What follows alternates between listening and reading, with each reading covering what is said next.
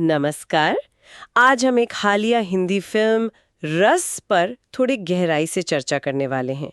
इसे एक experimental fantasy thriller बताया जा रहा है और इस चर्चा का आधार है टाइम्स ऑफ इंडिया में छपा एक फिल्म रिव्यू।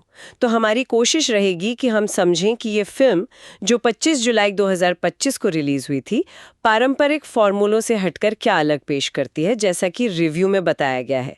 दिलचस्प बात यह है कि फिल्म का नाम रस है। हाँ, ये नाम अपने आप में बहुत कुछ कहता है ना, वो जो भारतीय कला सिद्धांत है। बिल्कुल, सौंदर्य परक भाव या भावनाएं जो कला जगाती है। देखते हैं रिव्यू के हिसाब से फिल्म में इसे कैसी पिरोया गया है। तो कहानी का फोकस है एक नौजवान प्रतिभाशाली शेफ वरुण। उसे एक बहुत ही अनोखा मौका मिलता है एक जाने माने लेकिन बड़े रहस्यमयी शेफ है अनंत, उनके साथ ट्रेनिंग करने का। हाँ, और रिव्यू के मुताबिक ये वरुण, जिनका रोल ऋषि बिस्सा ने किया है, वो फ्रांस के एक टॉप कुलिनरी स्कूल से पढ़ा है। लेकिन उसकी जिंदगी में कुछ मुश्किलें हैं। पिता की आत्महत्या हुई है और फिर भारी स्टूडेंट लोन का बोझ। तो इसके चलते वो अपने करियर में लगभग दिलचस्पी खो चुका है। तभी उसे ये मौका मिलता है शेफ अनंत, जिन्हें शिशिर शर्मा ने निभाया है, उनका सहायक बनने का एक कंपटीशन के जरिए। और ये शेफ अनंत, इनकी दावतों की कीमत लाखों में होती है, ऐसा सुना है, और कहते हैं कि खाने वालों पर जादुई असर होता है। हाँ बिल्कुल, रिव्यू भी यही बताता है। लाखों की दावतें और उनका असर किसी जादू से कम नहीं। यहीं से चीजें दिलचस्प होना शुरू होती हैं, है ना? बिल्कुल। और फिर आता है अनंत का रेस्टोरेंट अनंत। रिव्यू बताता है कि ये किसी दूर दराज हरी भरी जगह पर है और देखने में एक कंक्रीट के किले जैसा। किले जैसा रेस्टोरेंट? ये तो अजीब है। हाँ, और अंदर का माहौल भी। रिव्यू कहता है कि जो प्रेप शेफ हैं वो बिल्कुल मूक रोबोट की तरह काम करते हैं, एकदम चुपचाप। अरे बाप रे। बस एक ही थोड़ी नॉर्मल लगने वाली इंसान है वहाँ, प्रोक्योरमेंट मैनेजर विशिष्टा चावला ने रोल किया है। थोड़ी चुलबुली सी है वो। और वरुण की उससे दोस्ती हो जाती है। अच्छा, तो ये पूरा सेटअप ही कहानी के रहस्य और थ्रिल वाले पहलू को उभारता है। बिल्कुल, रिव्यू का इशारा इसी तरफ है। तो फिर वरुण ये प्रतियोगिता जीत जाता है? हाँ, जीत जाता है और अनंत उसे अपना क्या कहते हैं उत्तराधिकारी भी घोषित कर देते हैं। लेकिन कहानी इतनी सीधी तो नहीं होगी, है ना? नहीं, बिल्कुल नहीं। यहाँ एक पेच है। वरुण को खुद को साबित करना है। कैसे? उसे एक ऐसी डिश बनानी होगी जो अनंत जैसे मंझे हुए शेफ को भी हैरान कर दे। अच्छा, और इसी कोशिश में राज खुलते होंगे? हाँ, रिव्यू यही बताता है। वरुण को धीरे धीरे पता चलता है कि अनंत की इस पाक कला के जादू के पीछे गहरे काले रहस्य हैं और तरीके भी बहुत टेढ़े मेढ़े हैं। देखिए, रिव्यू इस बात पर बहुत जोर देता है कि फिल्म का जो मूल आइडिया है ना, रस के भारतीय सिद्धांत को एक कंटेम्पररी थ्रिलर के अंदाज में दिखाना, वही इसकी सबसे बड़ी ताकत है। अच्छा। रिव्यू ये भी मानता है कि हो सकता है बजट की कुछ सीमाएं रही हो, तो विजुअल ट्रीटमेंट या प्रोडक्शन वैल्यू शायद बहुत भव्य ना हो, पर कहानी में दम है, वो दर्शकों को बांधे रखती है। आपने कहा कहानी बांधे रखती है, पर रिव्यू में क्लाइमैक्स को लेकर एक थोड़ी अलग बात कही गई थी कि वो थोड़ा साहित्यिक ज्यादा है, पूरी तरह सिनेमाई नहीं। इसका क्या मतलब हो सकता है? रिव्यू कुछ बताता है इस बारे में? हाँ, ये एक जरूरी पॉइंट है।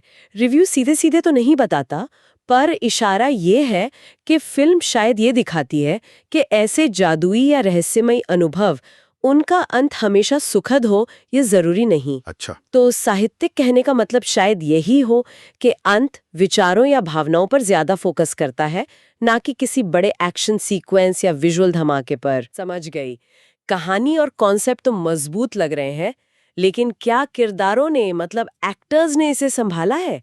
अभिनय के बारे में रिव्यू क्या कहता है? अभिनय की काफी तारीफ की गई है, खासकर शिशिर शर्मा की। कहा गया है कि वो बहुत अनुभवी एक्टर हैं और उन्होंने कुछ अजीब लगने वाले संवादों को भी बड़ी कुशलता से निभाया है। ये तो अच्छी बात है। और जो नए कलाकार हैं, ऋषि बिस्सा और विशिष्टा चावला, उनके डेब्यू को भी आत्मविश्वास से भरपूर बताया गया है।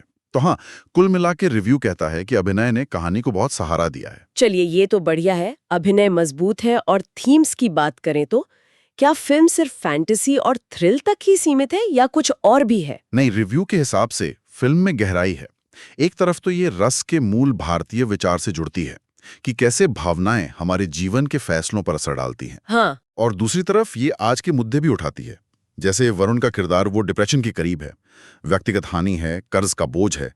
तो ये चीजें इसे दर्शकों के लिए रिलेटेबल बनाती हैं। सही कहा। और रिव्यू में हल्के फुल्के संवादों का भी जिक्र था। हाँ बिल्कुल, शायद वो इस गंभीर माहौल को थोड़ा बैलेंस करने के लिए डाले गए हैं। लेकिन रिव्यू में कुछ कमियों का भी जिक्र है ना? मतलब सब कुछ परफेक्ट तो नहीं है। हाँ बिल्कुल, ईमानदारी से कमियां भी बताई गई हैं, जैसे 2 बड़े प्लॉट होल्स का जिक्र है। ओ, और ये भी कहा गया है कि फिल्म की गति मतलब पेसिंग थोड़ी और कसी हुई हो सकती थी, थोड़ी धीमी लगी होगी शायद। लेकिन इन सब के बावजूद रिव्यू इसे फॉर्मूला फिल्मों से हटकर एक अच्छी कॉन्सेप्ट आधारित कोशिश मानता है, एक सराहनीय प्रयास। और वो एक्वायर्ड टेस्ट वाली बात। हाँ, उसे एक्वायर्ड टेस्ट कहा गया है। मतलब ऐसी चीज जो शायद हर किसी को पहली बार में पसंद ना आए, पर एक बार आजमाने लायक जरूर है। सही। तो रिव्यू ये भी साफ करता है कि इसमें कोई स्टाइलिश तामझाम या गाने वगैरह नहीं है।